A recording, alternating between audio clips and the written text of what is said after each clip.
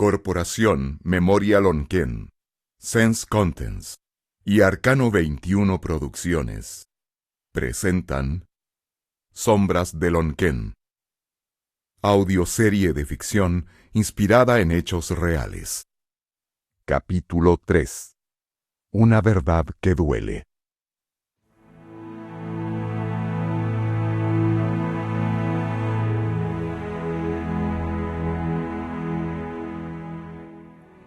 Son en total los muertos encontrados en mina abandonada. El lugar del hallazgo sigue siendo custodiado por efectivos policiales día y noche. A fin de facilitar la identificación de las osamentas descubiertas en los hornos de Lonquén, el ministro en visita, Adolfo Bañados, oficia nuevas diligencias. Entre estas, se solicita al Instituto Médico Legal, con el apoyo del Laboratorio de la Policía Técnica de Investigaciones, una serie de análisis científicos más precisos. A ver, equipo, escuchen. Entre otros datos, quiero detalles pormenorizados de sus dentaduras, huellas de dolencias o enfermedades, raza, estado nutricional y presunciones sobre estrato social de las víctimas. ¿Algo más? Y varias cosas más. Todo deberá leer el oficio. Algo importante es que hay que dejar esclarecido en los protocolos de autopsia la época de muerte de cada persona y probables causas de esta. Y los restos orgánicos, vestimentas y los otros objetos hallados permanecerán aquí en nuestras dependencias y solo podrán ser retirados con autorización expresa del tribunal. Como parte de la investigación, el ministro Bañados pide además acceso a todos los procesos judiciales relacionados con denuncias de personas desaparecidas y recursos de amparo desde el 11 de septiembre de 1973. Este mismo tipo de información requiere de la Vicaría de la Solidaridad, a la cual insta a notificarle también de casos de víctimas de actos violentos.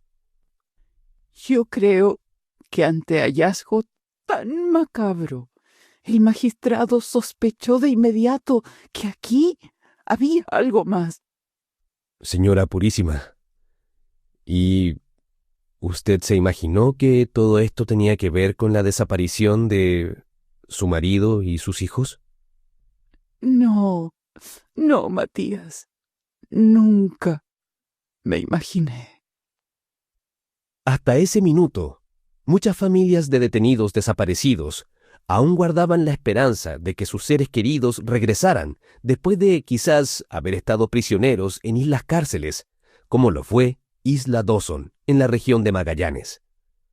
La dictadura, en tanto, dada la difusión mediática del caso, manifiesta públicamente su apoyo al esclarecimiento del mismo por parte de la justicia, pero dándole un cariz netamente policial, según se desprende de dichos del entonces ministro secretario general de Gobierno, general René Vidal.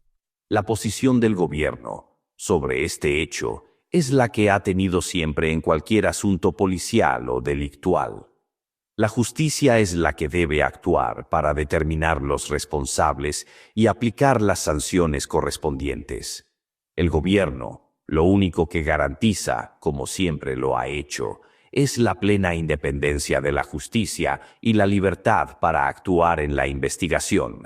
En una entrevista a Las Últimas Noticias, en la que se le pregunta si cree que el caso es policial, el ministro Bañados es claro en responder: Eso es absurdo. Cualquier persona se puede dar cuenta que este no es un caso común y corriente. Aquí hubo un hacinamiento de cadáveres. Estaban tapiados. El diario El Sur de Concepción, en una columna firmada bajo las iniciales BMP, plantea directamente que el hallazgo de Lonquén pudiera tener relación con detenidos desaparecidos. Leo un extracto de la nota. Abre comillas. La opinión pública del país se ha conmocionado. Asisten buenas razones para que así ocurra. El país es testigo del largo clamar por parte de familiares de chilenos desaparecidos en los últimos años, y sobre los cuales el gobierno ha reconocido oficialmente no tener información. Esta realidad, por mucho que intente desvirtuarse y aún disimularse, permanece vigente en la conciencia nacional. Cierre de comillas.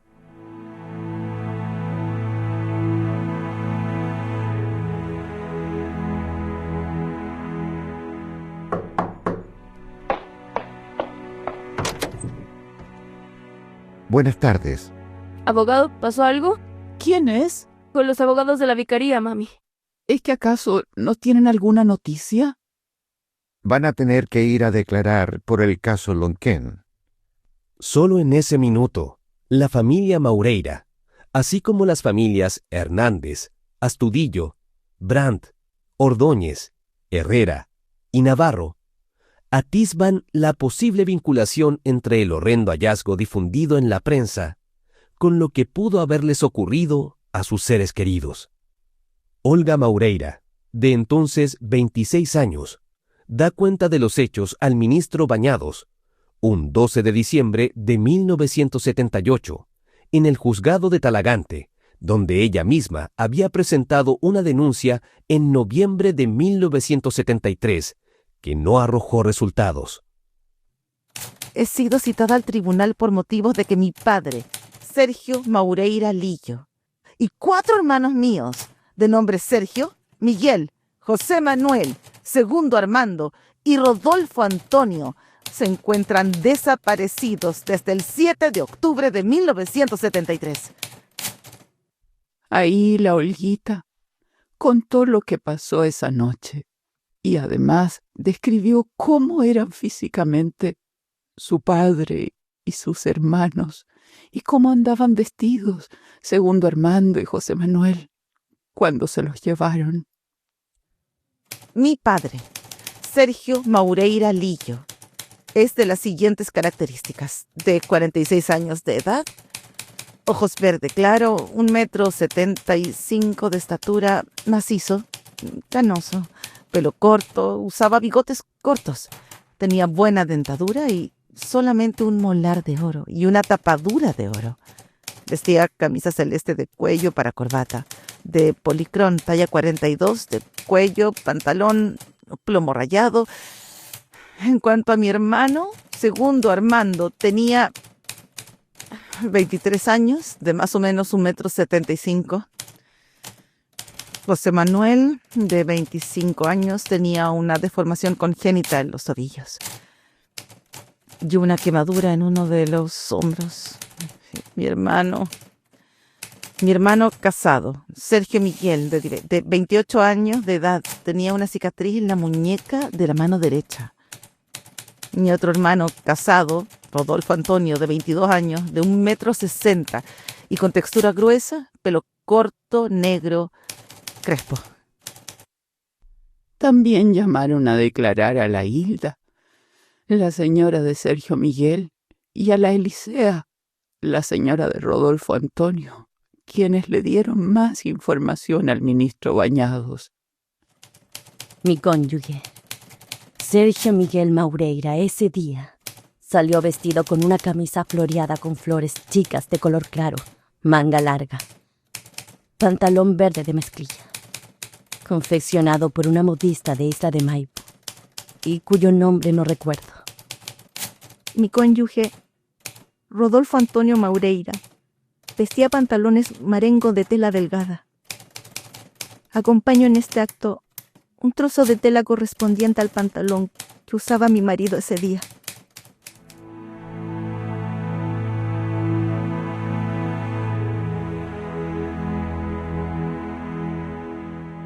En el mismo mes de diciembre de 1978, quizás por los interrogatorios del ministro Bañados y el curso que tomaba la investigación, es que el Ministerio del Interior, junto con reiterar que el gobierno colaboraría por el esclarecimiento de la verdad en este caso, recuerda la existencia de la Ley de Amnistía, promulgada en abril de ese año. ¿Un parche antes de la herida? Es necesario reiterar que la ley de amnistía fue promulgada con la intención de borrar los efectos penales de delitos cometidos de ambas partes Y hay que destacar que el gobierno ha sido muy claro en señalar que no descarta la posibilidad que en la lucha que fue inevitable librar con posterioridad al 11 de septiembre de 1973 para repeler ataques de grupos armados y, en fin, derrotar una subversión organizada con la magnitud propia de una guerra civil, hayan podido morir personas de ese bando, sin que fueran oportunamente identificadas en una cantidad que resulta ínfima frente a la gravedad del problema afrontado y que, en todo caso, sería similar a la cifra de bajas sufridas por las Fuerzas Armadas, que superan las 500. Ante estas declaraciones, Bañados da una respuesta concisa, pero contundente a la vez. Guerra no ha habido en Chile.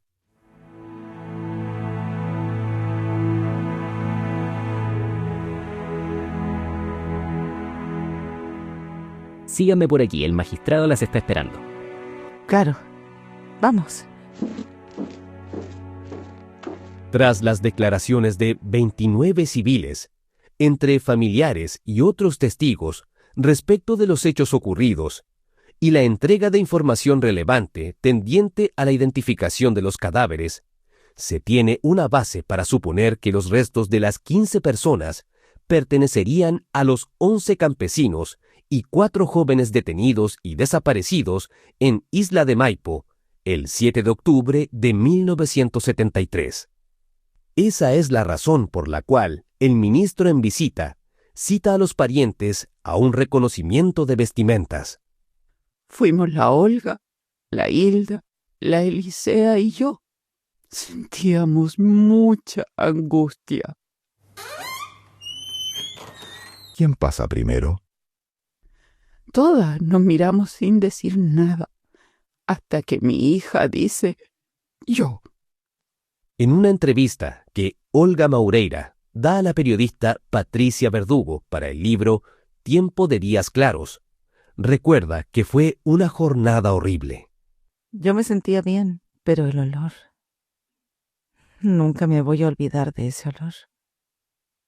El ministro me dijo que mirara bien, que recorriera toda la ropa y cuando viera algo de mi familia le avisara. Al principio no vi nada. Recuerdo que pensé, qué bueno, ellos no están aquí. Hasta que me detuve frente a una ropa que parecía la de mi padre. Por favor, extienda la prenda para que vea si es o no de su padre. Sí, magistrado. ¿La reconoce? Sí. Es de mi padre. Olga se desmaya al identificar restos de ropa de Sergio Maureira Lillo, su padre. Tome un poco de agua. Es mejor que regrese mañana, cuando se sienta mejor. No, prefiero que sigamos ahora. Tendrá que ser valiente entonces. Necesito mucho de su ayuda. Seguí viendo ropa. Y ahí estaba el chaleco de mi hermano José Manuel. Y después la chaqueta de Segundo. No pude más y me volví a desmayar. Luego me sacaron y entró mi cuñada, Hilda, que reconoció un pantalón de mi hermano Sergio. Salió llorando y entonces volví a entrar. Estas son las botas y el pantalón de Rodolfo. Estos son los zapatos de mi papá. Y todos estos otros zapatos son de mi hermano, de mis hermanos. Por favor, no deje que mi mamá entre aquí. Por favor.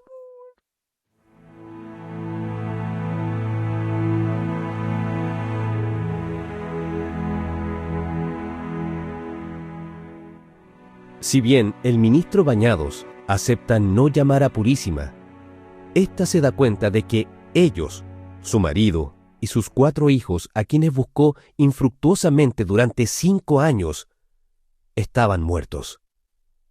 Habían sido asesinados. ¡No!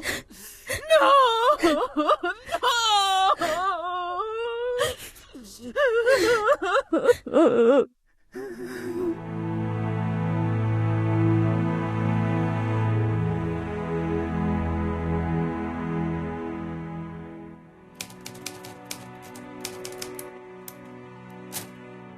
Por informes recogidos en diferentes fuentes, se supo que una familia de nombre Maureira constituía un peligro para la seguridad pública en esos momentos. El 26 de febrero de 1979, declara ante el ministro en visita Adolfo Bañados, el entonces ya capitán de Carabineros, Lautaro Castro Mendoza, respecto de lo ocurrido el 7 de octubre de 1973, cuando era jefe de la tenencia de Isla de Maipo. El uniformado señala que los 11 campesinos planificaban un atentado a las dependencias de esta, lo cual nunca pudo comprobarse y fue desechado posteriormente por la justicia. Para dilucidar quiénes iban a ser detenidos, me guiaba fundamentalmente por una nómina hallada en la casa de uno de los hijos de los Maureira, adjuntada a un plano de nuestro cuartel en que aparecían detalles de su ubicación en el pueblo, de las calles adyacentes y de las dependencias internas, lo que indicaba que se proyectaba un asalto o un ataque a nuestra unidad. Miente también sobre los 4 jóvenes. Señala que jamás se los detuvo y que no entiende cómo aparecieron en los hornos. Pero la peor mentira de Castro es la que dijo sobre cómo murieron. Es cierto. Según su declaración, mientras se aprestaban a llevar a los prisioneros hacia el Estadio Nacional, uno de ellos habría confesado que las armas que usarían para el supuesto atentado a la tenencia estaban en las minas. Entonces, tras ir a la de Naltagua y no encontrar nada, van hacia la mina abandonada de Lonquén. Allí habrían hecho bajar a los detenidos para seguir a pie hasta los hornos, siendo objeto de un repentino ataque con armas de fuego desde las alturas, produciéndose un fuego cruzado durante alrededor de 15 minutos. Cuando termina el ataque, según Castro, buscaron a los prisioneros. Los cuerpos de todos ellos estaban dispersos en un sector de un radio de aproximadamente 50 metros. Comprobamos que todos estaban muertos, y no sé si precisar si perecieron a causa de los proyectiles nuestros o de las balas que procedían de nuestros atacantes. Después de meditarlo y consultarlo con el personal, resolví como lo más atinado en ese instante y con la idea de evitar represalias que podrían ser graves a nuestro cuartel y a nuestra familia, enterrar, o mejor dicho, ocultar los cuerpos de estas personas en una de las chimeneas de los hornos abandonados que allí mismo había. La declaración de Castro, avalada por los demás uniformados que lo acompañaron la fatídica madrugada del 8 de octubre, es cuestionada por el ministro Bañados en una resolución del 4 de abril de 1979, en la que además queda constancia que nunca los prisioneros estuvieron en el Estadio Nacional. Todo obliga a pensar que los hechos investigados consisten en múltiples delitos de homicidio perpetrados presuntamente en un mismo acto. La versión que ofrece el capitán Castro para tratar de explicar la muerte de sus prisioneros no solo se contrapone en múltiples aspectos y detalles, sino que resulta intrínsecamente inverosímil. Y su argumento es de toda lógica. No cabe imaginar que, en el supuesto enfrentamiento ocurrido en medio de la oscuridad, los proyectiles contrarios hayan alcanzado tan solo a los detenidos y no a los funcionarios policiales que se encontraban prácticamente junto a ellos, y que los impactos hayan sido tan certeros que, uniformemente, causaran la muerte instantánea de las víctimas, sin dejar, por lo demás, rastros o huellas en otra parte. En esta resolución, Bañados establece que en los restos esqueléticos no se encontraron vestigios de proyectiles de armas de fuego impactando un organismo vivo, por lo que la muerte de las 15 personas habría que atribuirla a otras causas. El año 2016, sin embargo, en el fallo judicial definitivo y ratificado a posterioridad, sí se establece que la causa de muerte fueron disparos. En la misma resolución del 4 de abril, y tras 4 meses de investigación, que incluye informes periciales de profesionales y organismos expertos involucrados en el caso, el ministro en visita resuelve declararse incompetente en esta causa y remitirla al Segundo Juzgado Militar de Santiago, debido a la ley de amnistía.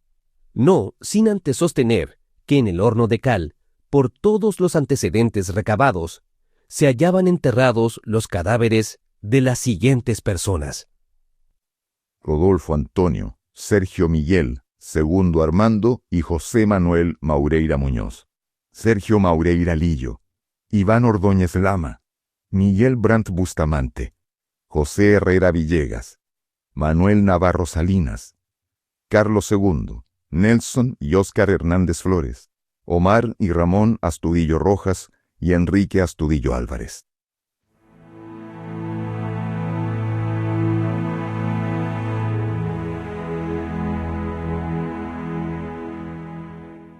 La noto tranquila, señora Purísima, al recordar esta parte de la historia. Es que hice una manda a Santa Rosa de Pelequén y lo único que le pedí en ese entonces a la Virgen era poder encontrar a mi marido y a mis hijos, vivos o muertos, pero encontrarlos para tener una tranquilidad como familia. Pese al dolor, ha sido un alivio, porque terminó la tortura de todos los días. Cuando comíamos, hablábamos de ellos, todo el tiempo pensando en ellos. ¿Estarán comiendo? Cuando llegaba el invierno, ¿estarán con frío?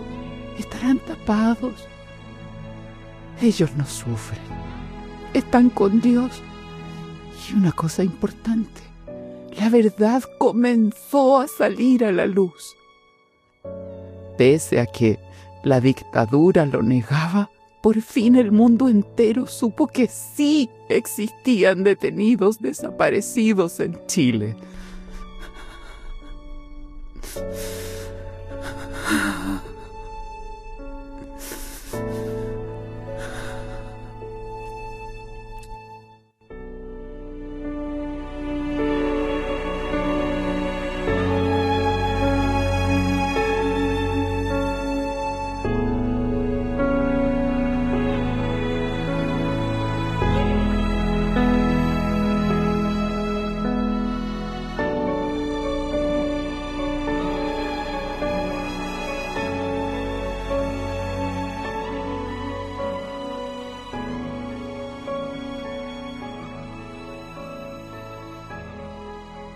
Guión, María Paulina Correa. Narración, Óscar Olivares. Voces, Gladys Barriga, Óscar Olivares, Sandro Larenas, Lucía Suárez, Morín Germán, Mario Holguín, Alberto Salas, Rodrigo Godoy, Raúl Rodríguez, Rubén González, Yamila Huerta, Consuelo Pizarro. Dirección y producción general, María Paulina Correa. Producción ejecutiva, Macarena Concha. María Paulina Correa. Edición, postproducción, casting y producción artística, Arcano 21 Producciones. Asistentes de investigación, Valentina Concha y Antonia Oviedo.